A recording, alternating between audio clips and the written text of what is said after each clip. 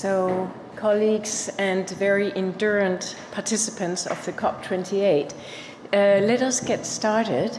And it is my pleasure to have the opportunity to open this important session where we are to discuss the circular economy as a game changer.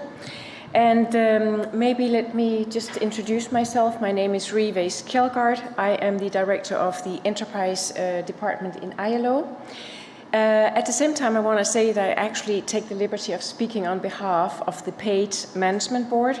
Some of you will know that PAID is the Partnership for Action on Green Economy, and that is actually composed of 5 UN agencies, and we are in that partnership together for several years. That is UNEP, it's UNITAR that has co-organized or have organized tonight, and it's with UNIDO and UNDP and then ILO. So we constitute PAID, and I really want to take the opportunity to speak on behalf of PAID, where UNITAR, the organizer of tonight, is also a key member. Before maybe I say my key points, I want to say a little personal story or anecdote, because this is actually my first COP, so I have nothing to compare with. But I want to say how inspired I am, and I walk a little bit back in time, and please bear with me, because there was a speaker that I'm a big fan of some days back, maybe even yesterday, I'm losing track of the days, but Al Gore was here. And I want to pay tribute to him, because my own real eye-opener about the inconvenient truth was indeed with thanks to him. So then we are back in, what is it, 2006 or 7? And then now I will give away the age of my kids, but at more or less the same time came out also Wall-E. And that was a very favorite movie for my kids, and actually also us as parents, because it really drove home the point of what would happen if the inconvenient truth was not taken on board. Okay, the Walt Disney point is made in a slightly different way, but I think that to me really underscores why it is critical we are meeting here to discuss circular economy as a game changer. And I really use that to maybe underscore that if we don't have, first of all, the awareness, and if we don't have the knowledge, and then ultimately the guts to act, we go nowhere. So I'm placing tonight's event on circular economy in that context, and I also want to say that the Wall-E vision, if we are not changing this very linear economy and taking on board a circular economy, it is going to be that type of reality, which I think none of us would wish for ourselves, let alone for our children and their children. So PAID, and I think again here it's called Partnership for Action on Green Economy. That was created several years back, but I really believe that that acronym, the partnership, the action, the green, the economy, it could not be more relevant. And therefore, I'm very happy as a PAID Management Board member to also open the very important discussion that we will have tonight. Let me then say from an ILO point of view that we have, of course, a clear mandate to look at social justice and the decent work for all, the nexus between environment, and it's really, we're talking about two sides of the same coin. We have the environmental issues, we have the need for everyone to have a chance to have a proper job so they can take care of themselves. How to make that happen is really fundamental, and we have actually research, very recent, that shows that if we invested in circular economy, potentially even 100 million jobs could be created. Now that is a calculation, but that could only become true if, and I am underscoring that it's a big if, several things would be in place. First of all, we need better policies, and that is quite a spectrum of policies that governments would need to put in place. We really, really need skills development, be it reskilling, upskilling, or new types of skills. We very much need also to have far more evidence and evidence-based research about the circular economy and how to make it come about in different contexts. And we certainly need also social dialogue that involves all the key stakeholders, including not least the private sector, where we actually have to translate these visions and ideas into reality. And then we need finally financing and having the adequate financing in place. So the more circular economy, that really calls for action. We really will need to have action along all of these dimensions to make it happen, and especially we need to have it at country level. The ongoing stock-taking, global stock-taking on the NDCs and what we will take out of that, and not least what will feed into the new generation of NDCs, we need to see the circular economy and these types of initiatives heavily reflected in the new NDCs for that type of action. So let me conclude again on behalf of the management board, as a PAGE management board, again saying that it's a pleasure for PAGE, for all of the 5 agencies, with our funding partners, with other UN agencies, and not least with the 22 countries where we are already working, to work and put in place this milestone on circular economy.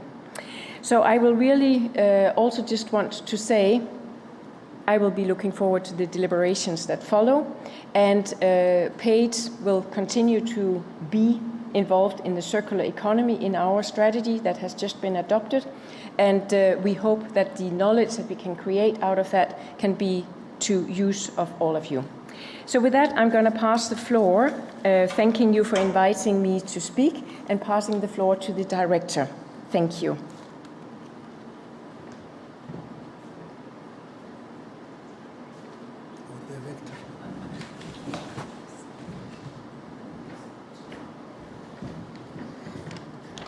Good evening.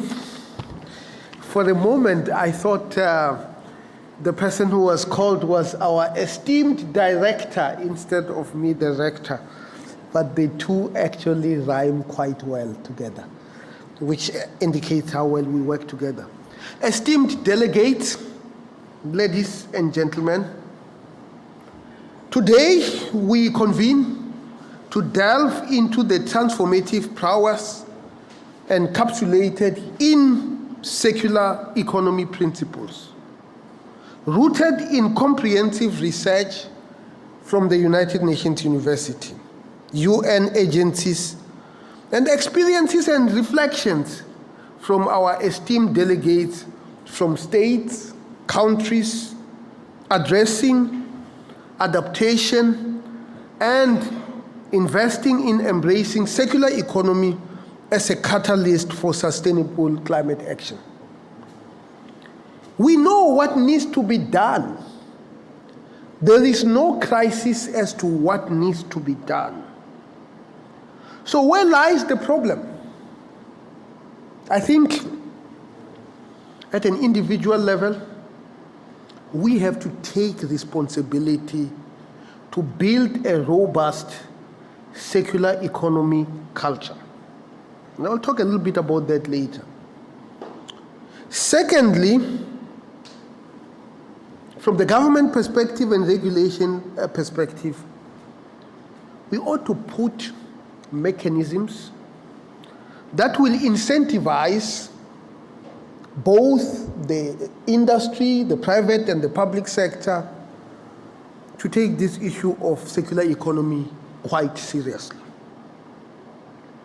Because the integration of circular economy principles within areas such as water sector, waste management, manufacturing, consumption and production patterns, for example, the value chains, is a formidable avenue in our battle against climate change. Now, the issue of value chain and its efficiency and its value is actually a problem.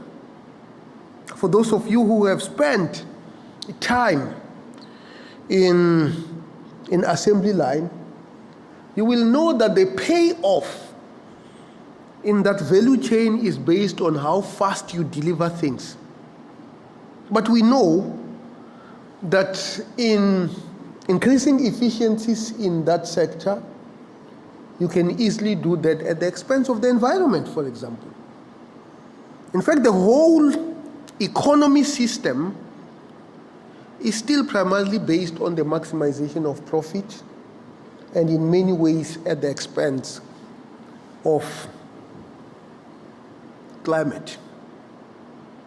Of course, the summit such as this is supposed to put mechanisms to change that trajectory. But the whole economic system, and of course economic systems are quite powerful tools, is so focused on growth, on profit maximization, that up until now it has become very, very difficult. It is difficult to change that profit maximization and broaden the payoff to include issues of the environment.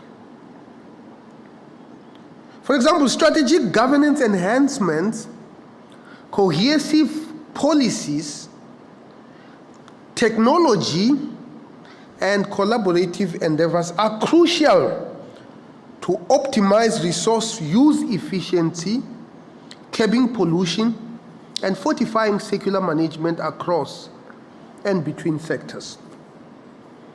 An example from my own work in the area called remanufacturing. How do you bring things that have already been used, many of which are ending up in landfills, back into action? It requires something, it requires determination and hard work and sacrifices. We just finished looking at the value chain of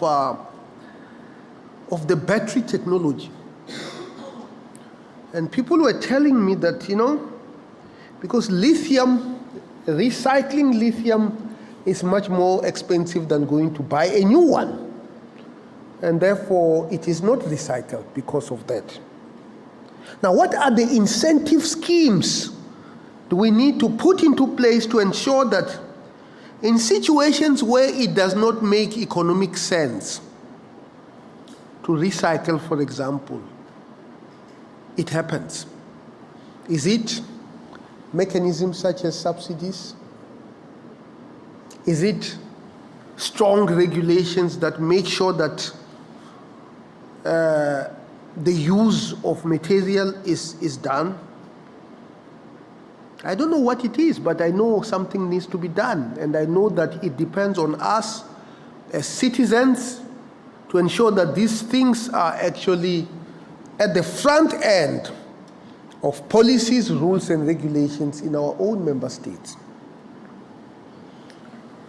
Exemplary practices in sustainable urban planning underscore the potential of circular economy principle to support innovative designs and collaborative approaches in sectors and subsectors.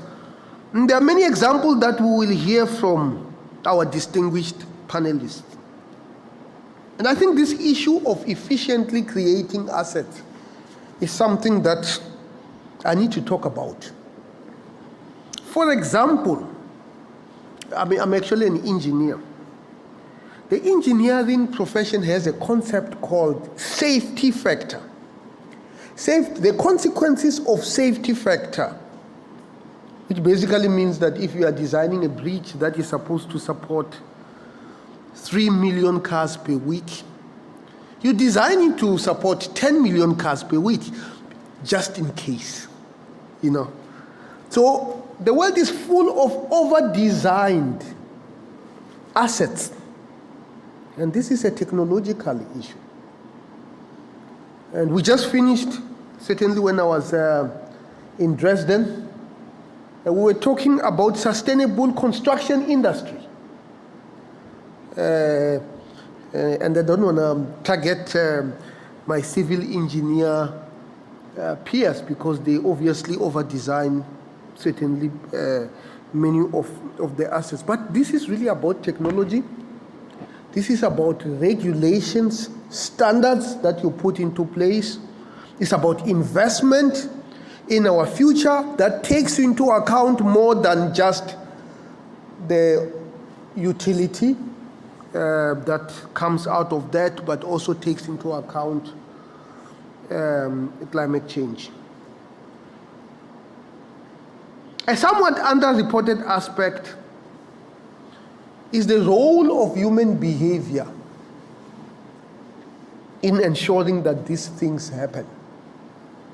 And of course, UN 2.0 actually talks about the centrality of behavioral science to ensure that we create a culture of behavior that is based on the principles that have been outlined of circular economy, the principles of recycling, the principles of minimalism, where the safety factor together with technology are reduced so that we can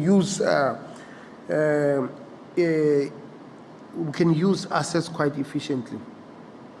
And of course, the field of behavioral science is quite broad. For example, nudging behavior to foster sustainable consumption is important.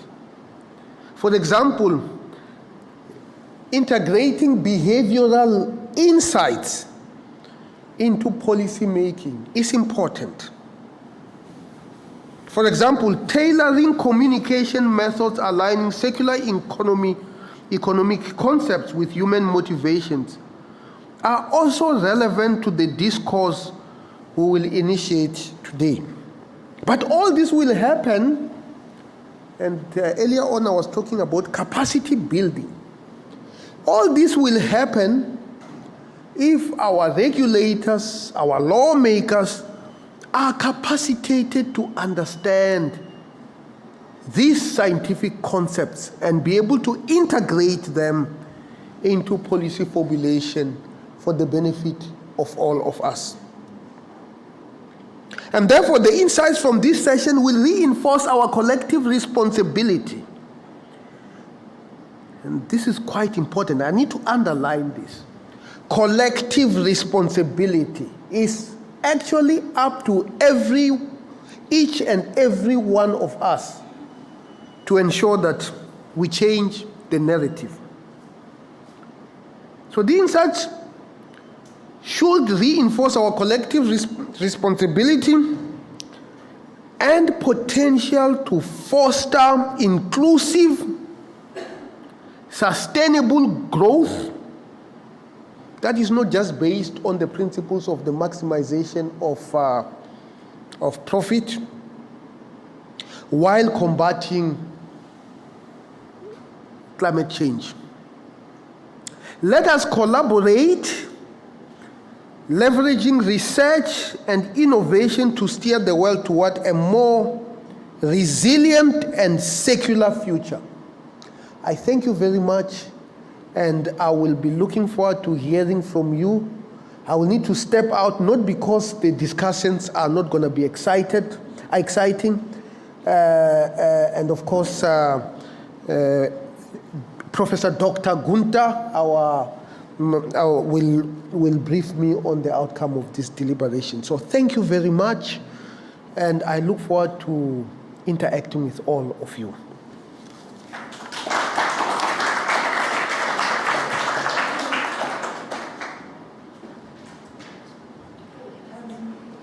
Does that work? Yes, I think so. Good evening, everyone. Thank you very much for joining us today at the end of the day, and well done on finding the room, as ever. So yes, thank you very much to Paige for inviting me to moderate this panel, and to the Rector for the opening remarks he just gave. touching on some of the really important issues to consider as we accelerate the transition to a circular economy as part of climate action. So governance and how we do that, the need to look across the whole value chain, issues of just transition. So to dive a little bit deeper into those issues, we have 3 research presentations to get us there. One on circular economy and governance, using the example of water, I believe. Another on technology, using the example of the building sector. And another on behavioural change, looking at how we strengthen engagement. So to kick us off, with no further ado, please, Ms. Nidhi, would you take us into the first presentation? Thank you so much, and I'm going to be giving some insights on the work we've been doing as a UNU agency, working with several partners, primarily in the Latin American and the Caribbean region, to take a stock of where circular economy stands in terms of existing innovation practices, success stories, upscaling mechanisms. So my presentation will just give you a snapshot of the work we've been doing.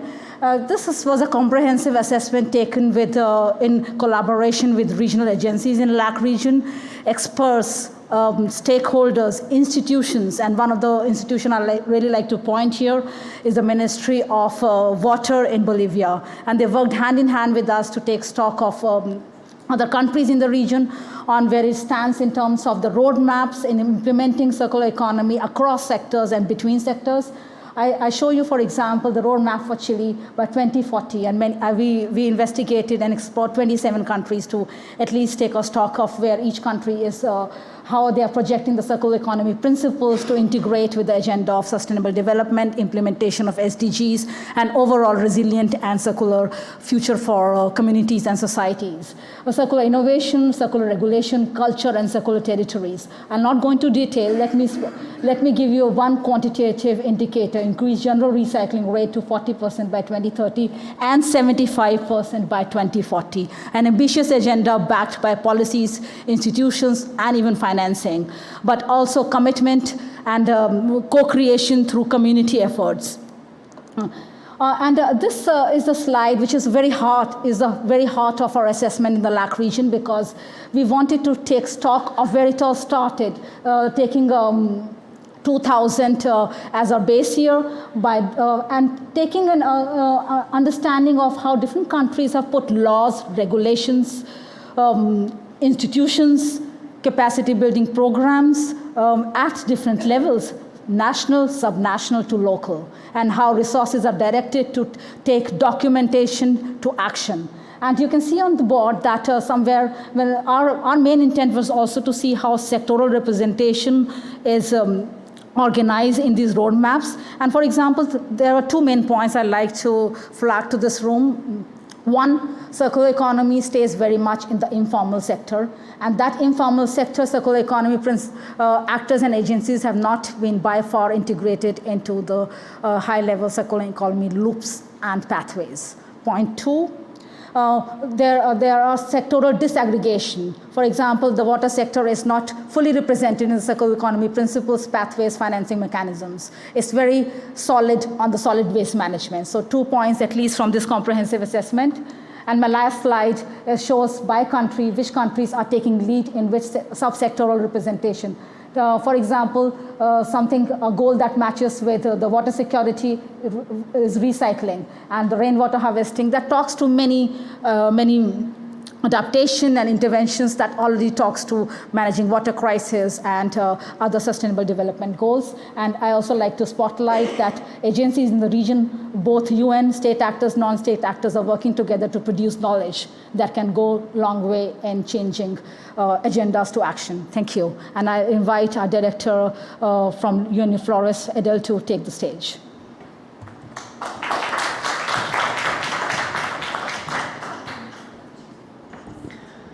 Thank you so much. So good evening, and as it was already announced, I will speak about the construction sector. Just waiting for the slides. I just pressed this, so I waited for my own action. Also good. We are all responsible, right? That's what we learned. So houses from waste as game changers for climate action. What do we mean by that? So if we look into the construction sector, we realize that this is really a neglected contribution to climate action. 40% of global greenhouse emissions can be attributed to the construction sector. Almost 40% of energy use can be attributed to the construction sector. So therefore, we were looking into this and decided that there is a need for joint action in the construction sector. And if you look at the different figures, I don't think that this is possible to use the pointer, then you can also see the distribution, for example, between the residential sector, non-residential sector, and how those 37% are distributed. Also, if you look into concrete, the production of cement, of steel, of aluminium, all the different components of the construction sector. So that was the starting point. That we thought. We talk a lot about mobility, for example. We talk about a lot about flying. We all came here, I assume most of us, in a plane. But we do not talk so much about the contribution of the construction sector. And therefore, we joined actions and developed the concept for a research center for the future of construction. And one of those elements of the future of construction is a house built from waste. And if I say a house built from waste, I do not mean that we use a little bit of concrete and recycle this and a little bit of aluminium and use secondary materials, but really 100%. We already have a several-step process that I will then also introduce to you. And what I think what is really important here is one message. When we talk about circularity, very often we do not see the impact on climate change, the options that circularity has as one pillar of climate action. And very often we talk about the potential to recycle. But this is not circularity. Circularity is really that you recycle, not that something is recyclable, but that you recycle.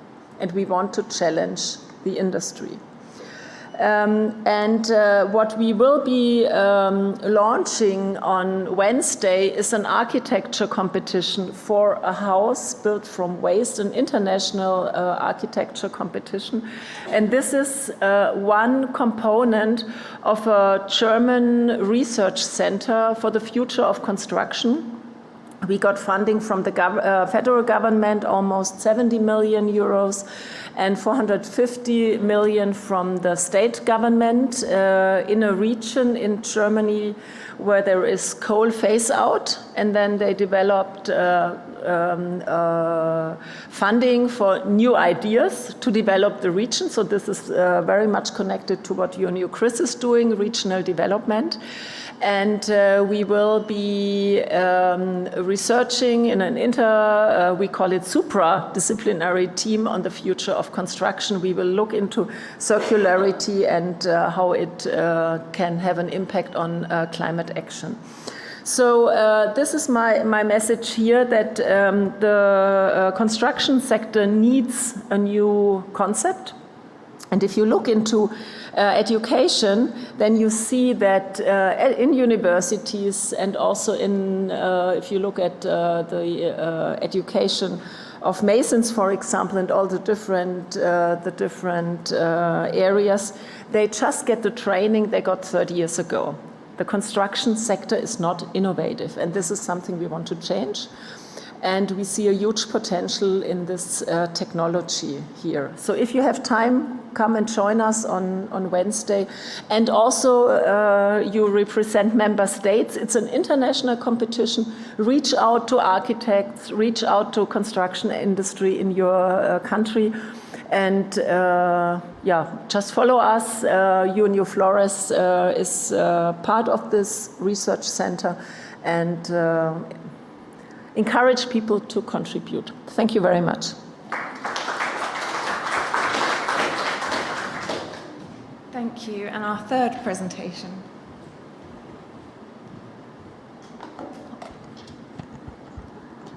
Thank you very much. This one. Good evening, good afternoon. Thank you very much for having me here. I'm Sanae Okamoto from UNEP.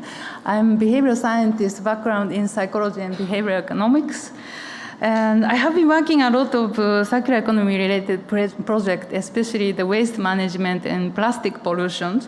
And a few projects in Africa, one in Ghana and one in Abyei, in between South Sudan and Sudan for plastic recycling project.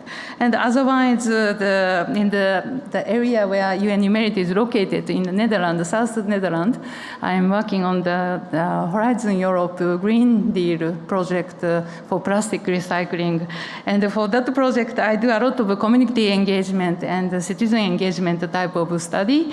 And we do a lot of nudge experiment, and including school project, neighborhood survey, neighborhood project, city experiment, social media analysis, and social media experiment, all kind of nudge experiment to try to figure out what type of intervention works for citizens to do better plastic recycling in the neighborhood. And as you know, many interventions, try to, and also intervention, regulation policies, try to, change people's behavior and then try to accelerate the circular economy principles. But most often, if you look at the community level, citizen level, many of the policy and the interventions are not that effectively functioning. And in the behavioral science, we often see, like how humans perceive and understand all kinds of the intervention-related information. And we often say like 3D challenges for achieving sustainable behavior. And one is diffuse or difficult. So it's unclear what to do. For example, you have like a plastic bottle or some waste, which trash bin you use. It's not clear what to do with it. And also what you don't know so much about what would be the real consequences to it.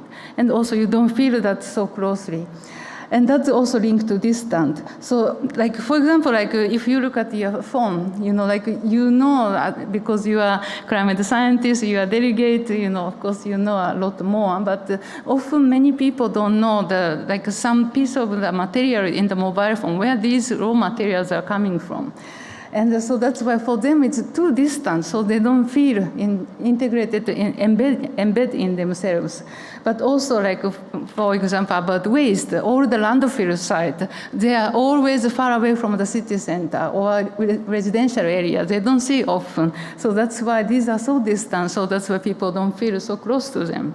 And the last one is delayed. So achieving it, if you recycle it, what do you gain immediately? So of course, you can now bring your pet bottle to the supermarket, you get a small coin. That's, of course, it's a very immediate reward. It may be working very well.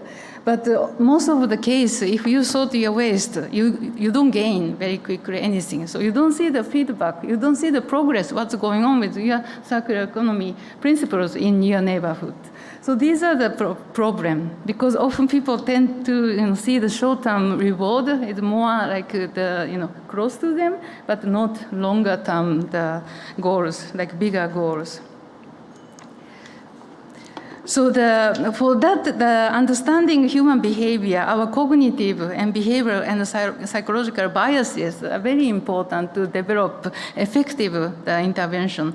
And design intervention is more approachable and for the reaching through to human's mind. And often when we try to establish some type of the nudge experiment or behavioral intervention, we always say the COM model. C is capacity, so that we need to give knowledge and education how people, what people need to do and why they need to do. And O, opportunity, so they need to have the setting and the context or environment. They can actually do something, but should be a little bit more understandable by capacity development. And the last one is motivation. So you need to increase awareness why you are doing it, what is the target and what is the goal, and then you should also build an effective campaign based on what would be the more understandable for the local populations. And we call it the COM model for behavioral change. And another example would be the UK Cabinet Behavioral Science Unit developed. It's called EAST model, EAST. E is easy. So when you develop behavioral intervention, it should be easy to understand. And next one, A, attractive. So it should be attractive, it should be fun. So like, many kids and many, younger population also, I want to do it. And then it's easy and then you get some reward and so on. Like you can see some examples, like if we want to, put a cigarette butt in the, like voting system, it's a bit more fun. And then this was very successful. People go through around the parks and the street and then take the cigarette butt and they put in the voting. So or like this, the using paper and how much forest, like you feel like very close to do, your behaviors actually impacting the environment. And the third one, social. So you need to have a social context and also use a social norm. People are very sensitive about comparing with others. For example, like if you ask people to reuse the towel at the hotel room, and then maybe people don't do sometimes, but then if you are told your neighbor is reusing the towel or also saving water, your neighbor is doing better with saving water than you, then you also get motivated, okay, I'm gonna beat my neighbors. So then they also save more water or other things.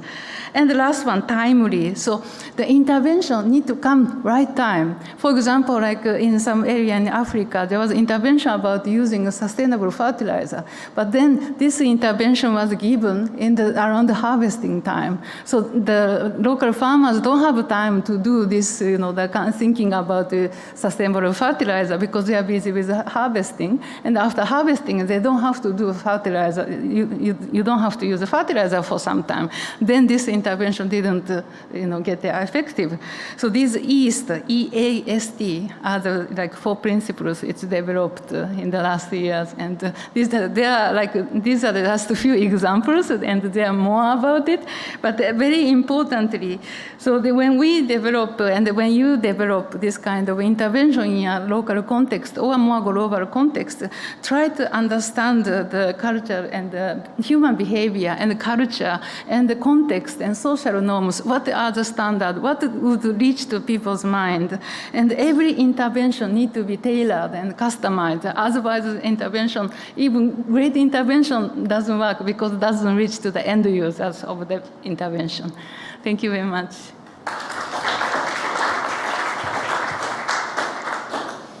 Thank you very much. I think the research that we've just heard from gives us a really small but pertinent snapshot. Oh, God, got to get that word right. Snapshot. Demonstrating the breadth of the circular economy concept, that it applies to multiple sectors, that it's relevant right across regions. Points that jumped out at me was the need to integrate thinking about the informal sector into this as we do this, very important.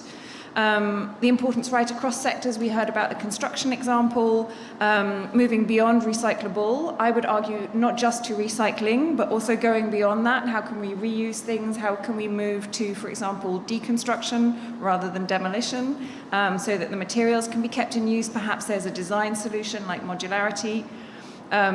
And I also like the competition idea, the fact that we need to just get going. Maybe we don't have all the answers yet, but we don't have time to wait until all the answers are perfectly formed in a lab. We need to be implementing. And last but not least, we heard about the importance of behavioral change. So not just talking about the construction and the supply the value chain at the production end, but to also think about when it gets down to the individuals like us, how we're using it as citizens, as customers, as consumers. So, to reflect on some of these points, I'm delighted that we have an excellent panel of different governments from around the world who are working with this concept. So please welcome to the stage, we have representatives from Argentina, India, the EU and Peru, and they are, to be specific, Mrs. Cecilia Nicolini, State Secretary of Climate Change, Sustainable Development and Innovation of Argentina, Mrs. Lena Nandan, Secretary, Ministry of Environment, Forest and Climate Change, Government of India, Ms. Carla Montesi, Director of Green Deal and Digital Agenda in the Directorate General for International Partnerships at the European Commission, and we also have Ms. Milagros Sandolva, Climate Change Desertification Director General of Peru. I believe she's here, and she's literally walking in right on cue. Perfect. Do join us. Perfect. I was actually going to come to you first, so I'm glad you're sitting next to me.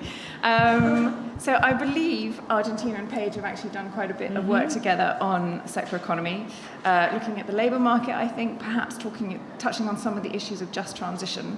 So I wondered if you could share with us some experiences, perhaps in that vein, on just transition and how you are working that into your circular economy efforts, but also more broadly, how are you integrating circular economy into your climate action? Yes, sure. So thank you very much for the invitation. I'm very happy. I'm very pleased to be here in all these all-women panel. And before also, there were all women presenting. So that is, I love when that happens. More and more women in science and decision-making processes is very important. And I'm also very delighted to be invited to this panel because I have to say that our collaboration with Paige has been really, really key and very important. And just to highlight two things. First, I want to acknowledge all the previous presentation. They were so important for us policymakers from the national government to have all those insights and information to make better policies. Because sometimes it's very difficult because we are designing policies for a very large country, very different, with different challenges, necessities, and when you have to tackle different things, when you think about circularity and employment in different cities and regions, it's really sometimes it's very challenging. So being able to look at the work that scientists and are doing and working together with universities and academics and all the behavioral insight things about changing culture, I think is the most difficult thing to do when it comes to sustainability and climate change. So it is very, very, very important. And the other thing I have to say that perhaps is not very common, but when it comes to implementation in a national government, you have many, many constraints. And everything is so bureaucratic, it's so difficult, it takes so much time. So having a partner like Paige, it was so easy and so agile to make even small things like convening a meeting in a city somewhere, very far away, so you have to buy tickets and get the people and get the catering and they were always super flexible to do that. And that's not what it happens many times. I'm always complaining about the funds and international organizations that when it comes to funding projects in climate change, it takes so long to design the project, to be approved, to do all the readiness, and then to implement the projects. And I remember last week, I was looking into a chart, and I'm saying this because I'm leaving government in the next few weeks. As you know, Argentina is going to a government transition. So I was looking into a chart. We were working in a project with the GEF, and it says, well, start of implementation 2028. And I was like, no, that is not possible. It's 4 years from now. Like all that time, it takes so long. So we need more alliances and help and collaboration to really make all these policies that we are designing be implemented, at least in the small scale, so that you can scale up with different projects. I think it's key and it's very important.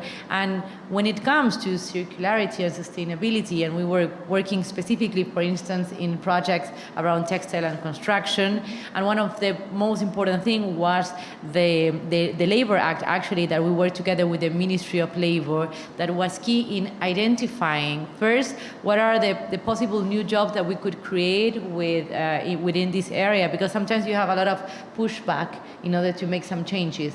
And at the same time, understanding the capability gaps, the technical gaps that we have, and there are a lot. But many times when you have collaboration with different sectors, you get to, you have some shortcuts that can enable you to collaborate together between some universities or schools or even technical schools from design and architecture and technology and put different things into place that can really give some of the answers. So that's why I've been working with the Ministry of Labor, and we turn around the idea of that the transition would really be very hard economically to really turn it into a real opportunity by creating jobs and having a better, more growth and development from the country. Okay, Great. And that was across sectors, or that was specific to fashion? Yes. And okay, across sectors. Fantastic. Great. The topic of consumer behaviour, citizens' behaviour was also touched on. I believe India has a LIFE program, which that idea is actually quite strong within that. So I wondered if you could tell us a bit about that and how circular economy for you is being a helpful tool for delivering climate action. So the LIFE philosophy actually is, the expanded version is lifestyle for environment, and it's all about responsible consumption. The basic concept is mindful utilization of resources, and that actually connects very well not only with utilization of, let's say, energy or fuel in our choice of transport, or in the amount of water that we consume, or in the way that we go about waste segregation. So that responsibility of every individual to mindfully utilize resources is actually something that can make a significant impact when we talk about climate change. And the power of collective action, so therefore action on the demand side also, is something that can be fundamental to the whole climate change approach.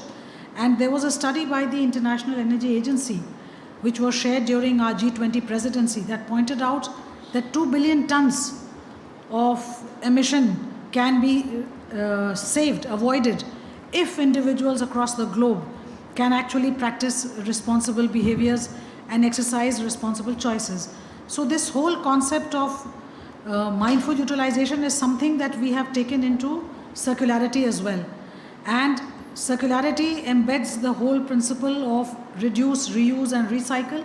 So that is something that we are promoting big time in our life messages. And we are also trying to embed this sustainability into products and services, so that going forward, consumers who want to exercise the choice of responsible consumerism will be able to differentiate between products and services. And therefore we've come out with a concept called Eco-Mark. So that Eco-Mark will not only talk about the value of any product or service, it will also embed in itself how much of environment sustainability has been built into that product or service. And that Eco-Mark will make a consumer confident that they are indeed making a positive contribution to the environment simply by purchasing products that are actually generated through or produced through responsible processes.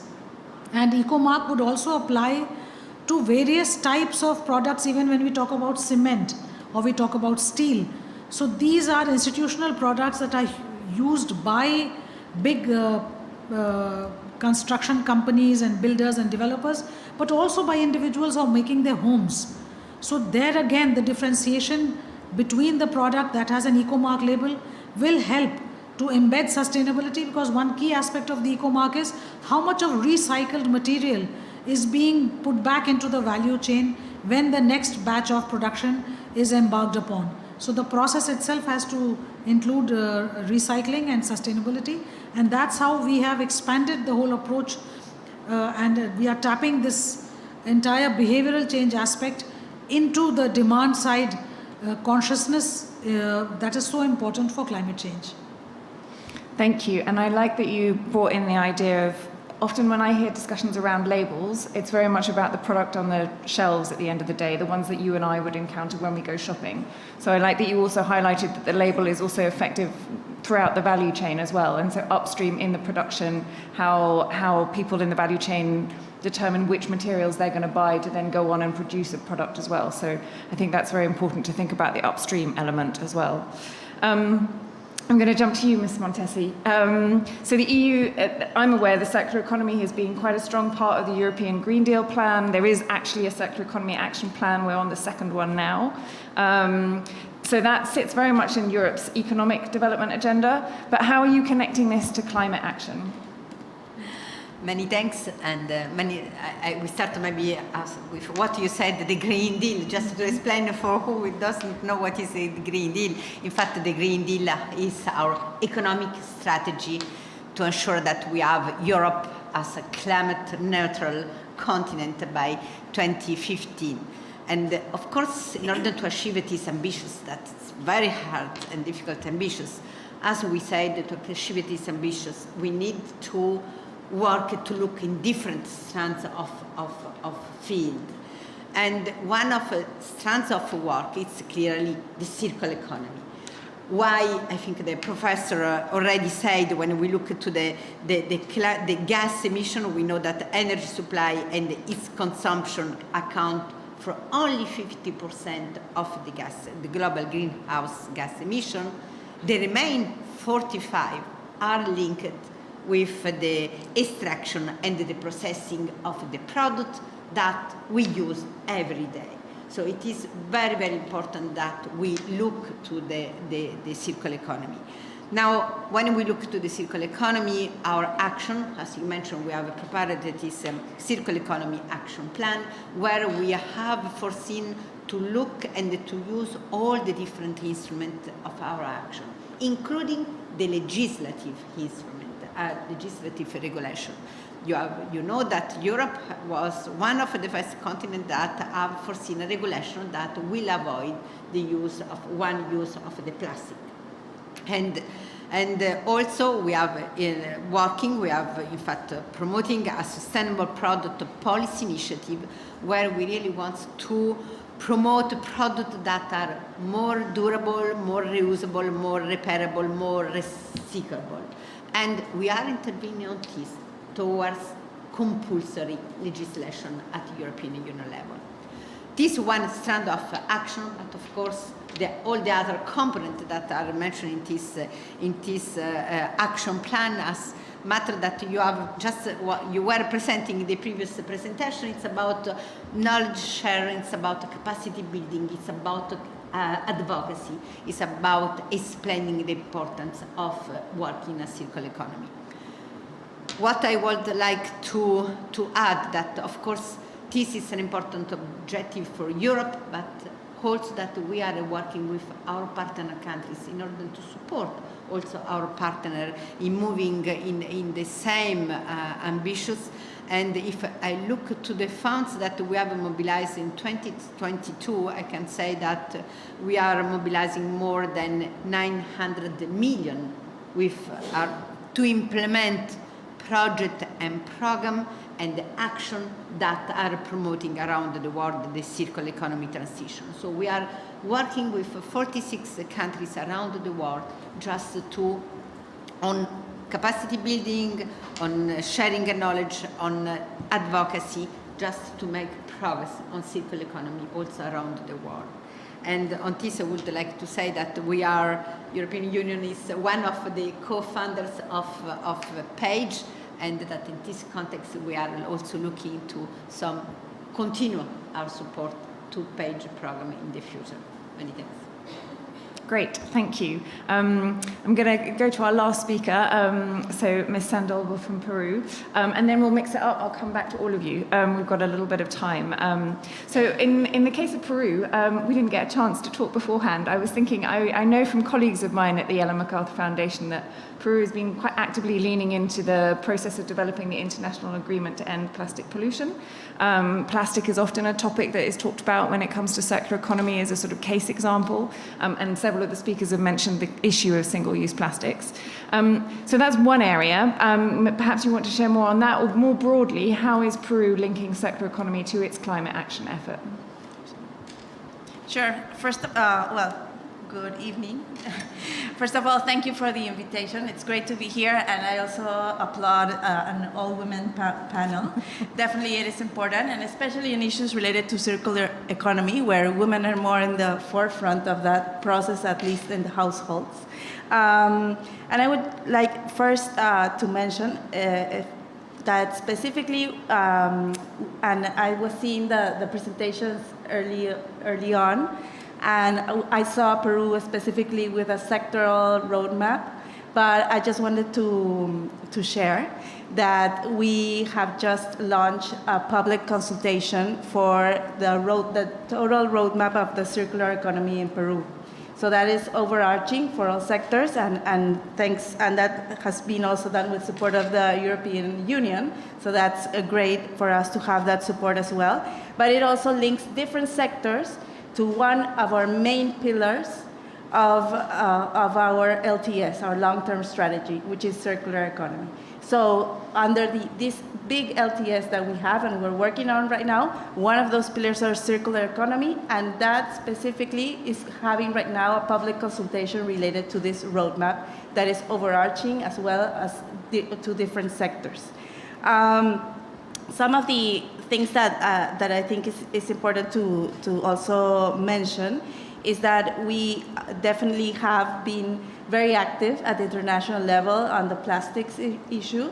We will continue being active. Now we have given our co-facilitation role to Ecuador, which we are very happy to. And definitely for Peru, and especially for my Minister of Environment, she's very fond of these issues. She's very well known internationally for promoting legislation specifically in Peru for not the use of non-one-use plastics. So definitely that is important for us, that the lessons learned that we've had at the national level, we can leverage at the international level as well.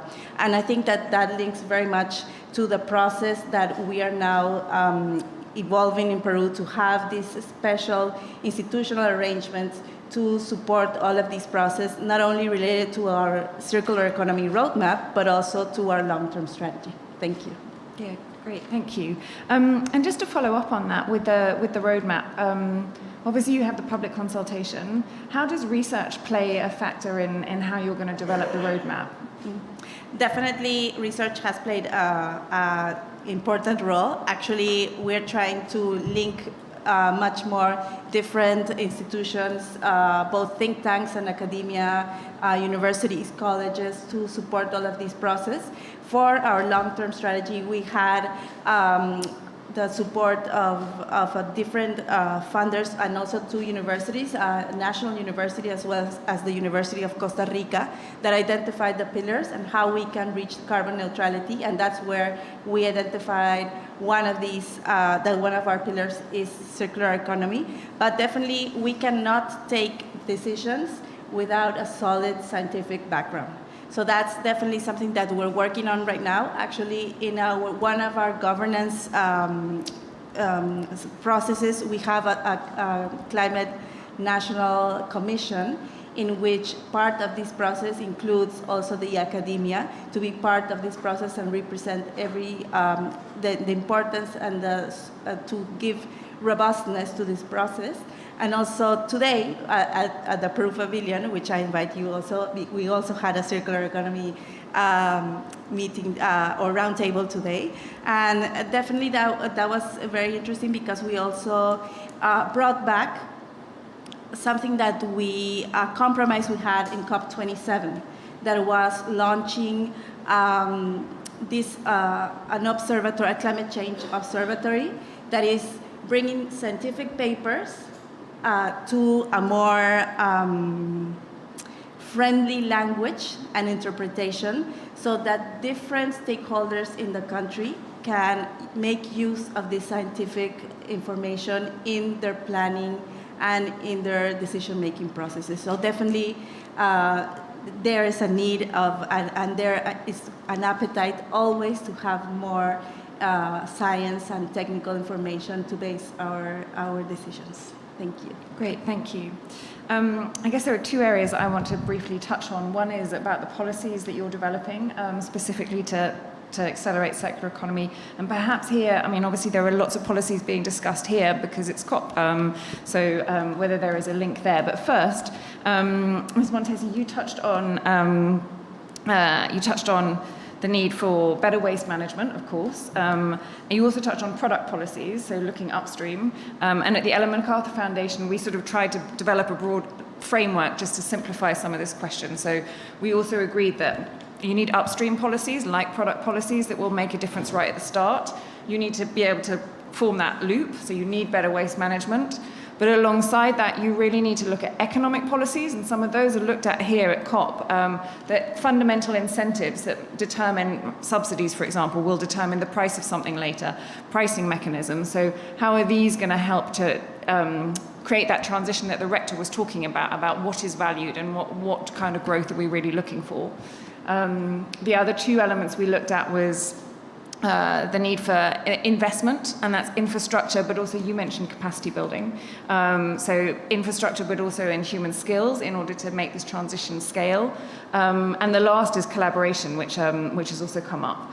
So those are the sort of 5 broad categories, but it's not all plain sailing. So what are some of the challenges that you've encountered as you're trying to get the Circular Economy Action Plan really off the ground?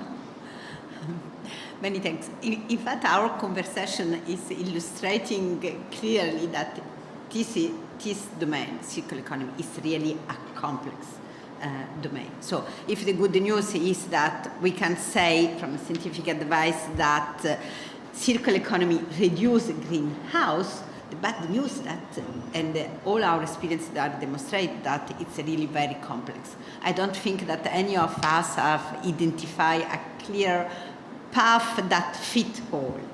And we have some lessons learned, and you mentioned some of them, I can mention other, but it's clear, for example, that this is a process that needs inclusive collaboration from all stakeholders. I think that Mrs. Milagros already mentioned the importance of research, data, and policy and investment, and this is very clear. So we need to have data, knowledge collection, sharing, investment, and the policy coordination before arriving to a legislative process that at the end it seems to be indispensable if we want really to achieve results in a very fast way. The second element is the integrated approach. So we really need to connect the various stages of value chain from the design to end of life. It is imply really a complex, I would say, overlooking of all the different steps. The other element that we have identified as difficult for ourselves is that circular economy requires a worldwide systematic change. For example, we know that in Europe, we have saying that we were lacking of a comprehensive set of requirements for our products. So we have started legislating on the different quality of the product that we want to have in Europe, that are products that are fit for a climate neutral world. But sometimes now these needs, these requirements are fighting in the external world with in our trade policy, of course, because this will require that all the products that are produced in external countries need to respect the same level of requirement that we have in Europe. And this, of course, is not facilitating our cooperation with our further partners. So, but if all the countries are moving in the same way, looking to the same requirement for the product, of course, this will be a worldwide movement that will be in reality indispensable to achieve the ambitions that we want to achieve. So it's a really complex. We know some experience, we have some fast experience, but of course this requires a worldwide work on this domain. Yeah, definitely. And actually it's interesting you mentioned trade, because today I went to 2 sessions specifically on trade and climate, but both times circular economy was mentioned, and what I found really interesting was there was overall agreement on the objective. So, for example, ending deforestation, there was no challenge on that. It's all about the how. How do you work out how that works between countries of different standards and so on? So, yeah, hopefully also some research will be able to help in that space too, and also from experimentation and working on it. Ms. Nandan, you mentioned, well, I actually got you to talk about the LIFE program. But I wondered if you could share with us some of the other policies that India was looking at to accelerate the circular economy for climate action. I think it was mentioned by several of the speakers in the earlier part of the session today that there is need for the right regulations to be in place, the right legislative framework. So here I would like to mention the extended producer responsibility rules that we've put into place, EPR regulations. And these extended producer responsibility regulations actually mandate producers, importers and brand owners to ensure that the waste that is being generated by potentially the products that they are introducing into the economy, they also are actually primarily liable to be to ensure that that waste is not only collected, aggregated, segregated, but it is also recycled and brought back into the value chain of production. So we have over the last 2 years, we have actually issued extended producer responsibility regulations for plastics, waste tires, batteries, electronic and e-waste products, and used oil. And this is continuing. So the next sector to get picked up is likely to be construction sector. Basically what we are saying is that it's fine that there is economic activity that requires certain products and services to be introduced into the market, but the responsibility for their environmentally friendly disposal cannot rest on, let us say, civic authorities and citizens alone. So the companies also have to play their role, and that is why we have brought in a portal. So there is a value chain which connects all the players, and on that portal, every producer, PIBO as we call them, producer, importer and brand owner, their responsibility based on the amount that they have generated is calculated on the portal. They are connected with the processors and recyclers. EPR certificates that are either they have to generate it or they have to, it can be traded on the portal. So in this way, we have ensured that those who are doing the processing, actually there is a value that they are generating through the EPR certificates, and they can trade it, which can be then purchased by the PIBOs against their EPR obligations. So this whole concept was presented by us, by India during our G20 presidency, because one of the key themes that we had taken up was on resource efficiency and circular economy. And I'm very happy to share that it resonated extremely well with all the member countries. And we have then come out with not only a compendium for circularity, for circular bioeconomy, but we also launched an industry coalition of 40 companies from different countries of the world as founding members. And the idea is that each of these companies are practicing circularity in their economic activities. How does that knowledge and best practice get shared with other companies? And equally important, how does the technology and financing also flow into other coalition members? So that is a development of the last, let us say, 4 months. And we are very happy to say that it has had a very good response and very good offtake. So we think that legislation backed by actual collaborative partnerships is going to show the right way forward in circularity. Just one follow-up question on that, because it was touched on in the presentations. I mean, I fully agree EPR is a really important mechanism. What sort of work have you done to look at how the informal sector is considered within that? So the informal sector actually has to be brought into the value chain for 2 reasons. One, to ensure that the way that they are disposing of the waste is actually not only responsible, but maximum value is extracted from that, so that only what cannot be used ends up in an end-of-life cement, some waste-to-energy plant or some cement factory. Otherwise, we should be able to recover as much of value as is possible and bring that back, scale that back into the production process. So that is one thing that is very important for bringing the informal sector.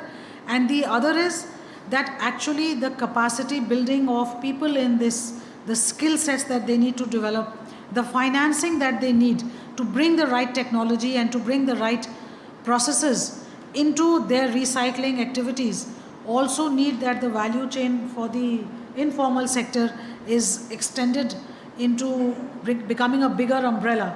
And we also think that, because you talked about research earlier on when you discussed with our colleague from Peru.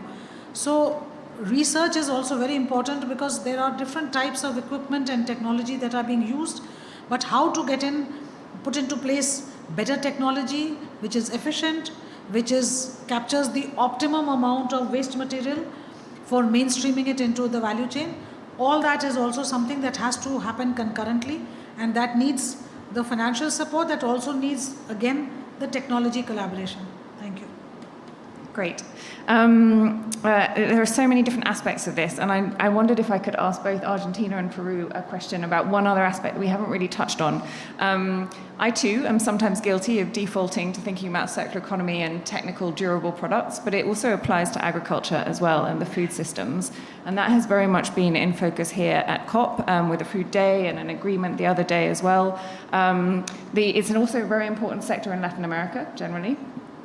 So could you share, both from Peru's perspective, but also Argentina, perhaps starting with you, what kind of policies have you looked at, or what kind of challenges are you thinking about overcoming when it comes to circular economy from an agricultural side? Often one talks about regenerative agriculture or tackling food loss and waste in order to close the loop better. Mm-hmm. Is that something you've looked at? Yes, of course, and it's key. We are a very important food producer. So many times when you have out of food, out of the production and to consume, you are maybe less careful about sustainability. So this is something that actually we've been working under the PAGE program as well.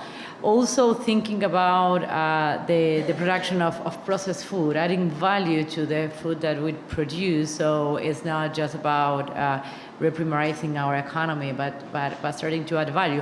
And when you add value, in order to be more competitive, you have to think about making it more sustainable and thinking about also ways and how you can get out the most of the process that you are working on to use all the element in the production. So this is something that we've been working on more and more. And then because then there are other challenges. For instance, now we are discussing about the new barriers of the EU, for instance, for production from countries like Argentina and Peru as well, about food free of deforestation.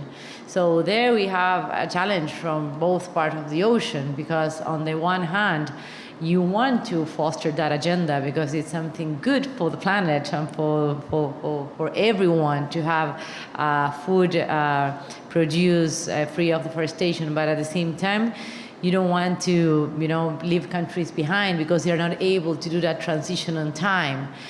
So that's a conversation, a very hard conversation that actually is going on now in the treaty that we have between Mercosur and the EU, and it's one of the main landlocks or problems that we have, because one of the things that we don't have, because money we have in the world to invest in this kind of policy. The problem is that sometimes we don't have time, or maybe because of lack of, let's say, will, political will, we are running out of time and we have to do everything very quickly. So I think that it's key to think about all this transformation in the food production sector in a sustainable way that can really have winners in different parts of the world, and not just one that is capable of buying that kind of stuff. We have to work more closely together to mind those gaps and move on. Thank you. Peru, did you have reflections on that? And I was also thinking, agriculture, again, food is obviously a major part of it, but also the produce relates to other sectors as well, like fashion. If anyone's wearing cotton, then that's grown in a field. So, it's an important sector. Did you have reflections on how you were tackling circular economy in that part? Sure, definitely. And I would, first I would like to say that the roadmap that we are working on is overarching, so it includes even the agricultural sector, which is definitely a sector that is quietly right now in the spotlight because of the EU policy. But let me just give you like a story. Before coming to the government, I worked a lot with coffee and cocoa producers that are actually the ones that are going to be linked to this EU policy. And definitely they are working specifically on issues to relate to circular economy. For example, everything that comes from coffee, from the seed, everything can be recycled, can be used in other processes. Cocoa as well.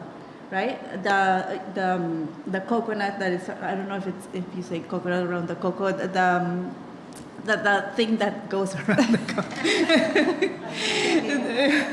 So everything can be reused.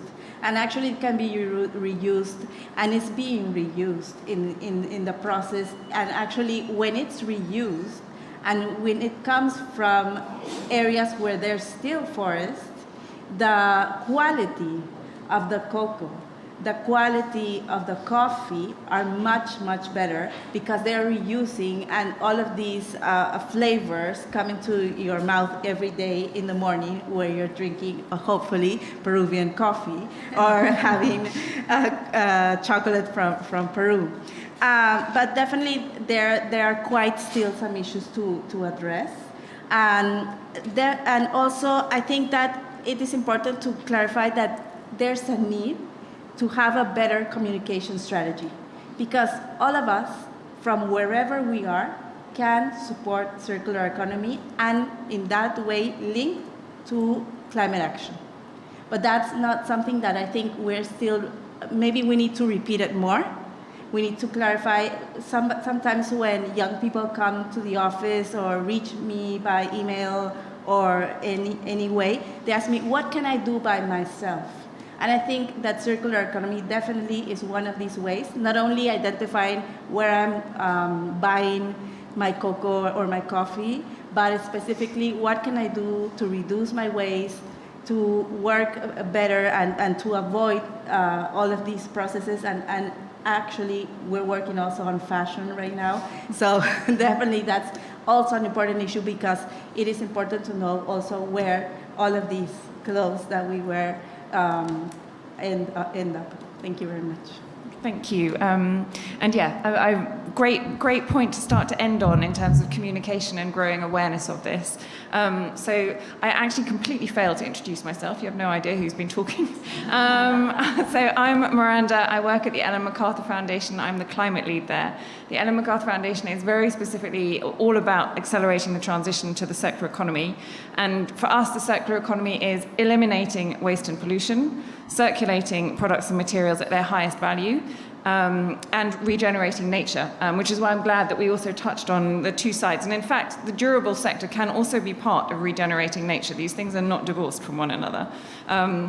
As my colleague from the EU was saying, we've also done research looking at the circular economy contribution to climate action and found exactly the same. The IRP found that it was sort of 50-50 between the energy and then tools that were needed to tackle emissions from production and consumption. Our research found the same, 55% from energy, but there are things like deforestation, like production processes, like landfill incineration, open waste burning. It doesn't matter what fuel you're using. There are still emissions that come from these activities, and therefore you do need additional solutions. And also, I think important to remember, in the energy transition, we will need assets. Like, there is material in a solar panel, in a wind turbine, and so on. So in that, we also need to integrate the circular economy thinking so that we don't solve for the energy side, but then end up with a huge waste problem subsequently.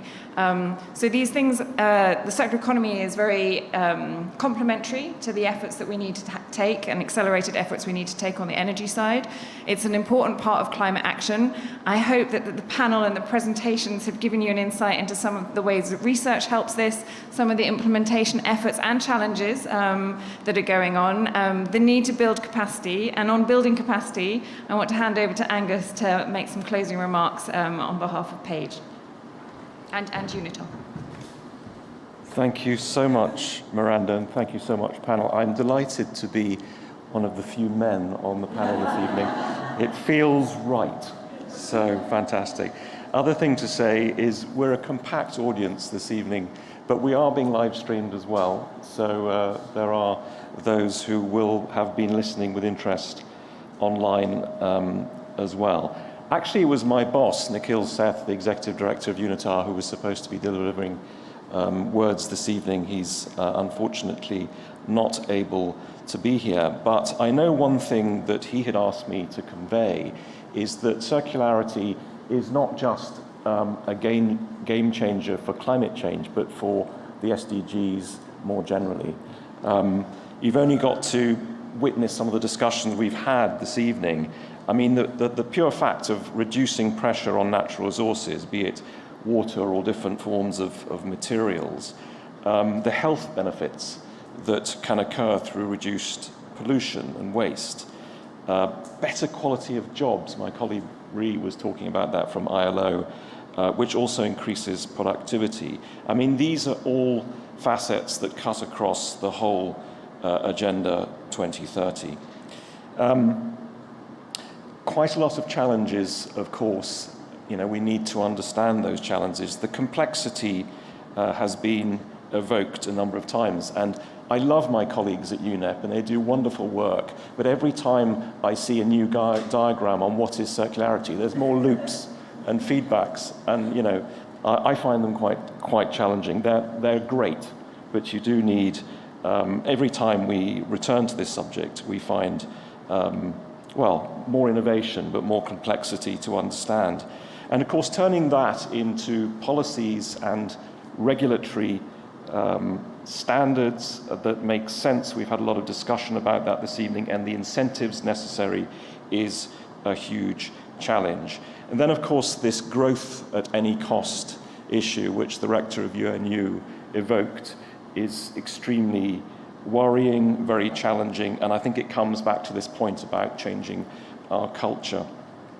I absolutely loved UNU's house built from waste, didn't you? I mean, I don't know what that's going to look like, but I'm definitely going to be tuning in. And because the point that was raised, I think the point you made, was that the construction sector is lagging behind, is not being very innovative. So what better way than to inspire people by saying, look what we can do. This has been done throughout history to try and cause change, and I think it's going to be fantastic to see. I wonder where it's going to be built. Could be anywhere, right? Doesn't have to be in Germany, it could be anywhere. The behavioral science approach is something which we're all beginning to understand. We know about the nudge factor, but I loved a quote that I came across the other day, which was that every purchase that you make is a vote for the future that you want. So, you know, purchase in a conscious way.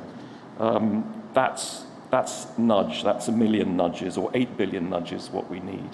I like the easy, attractive, social motivation and timely, EAST. Don't know where it came from, but I wrote those down. I mean, the idea of putting your cigarette butt in, you know, voting for whatever it was, Love Island, or I don't like Love Island. I mean, this is fantastic stuff, and we must see more of that. We heard a lot about the EU leadership through the Green New Deal. That's always, and not just the EU, and we've seen the Biden administration coming in. I've even heard about a potential ASEAN Green New Deal. So this concept is spreading and is giving us confidence. The G20 results led by the India presidency, which will then move to Brazil. India is a page member, Brazil is also a page member. These are other reasons for us to be hopeful. And frankly, what's happening in Amazonia now in terms of reducing deforestation is just so encouraging to see, and we hope that it will continue. A couple of words to say that Page will be launching its new strategy to 2030 in the new year, and that will be very much based on circularity or circular economy as an underpinning theme.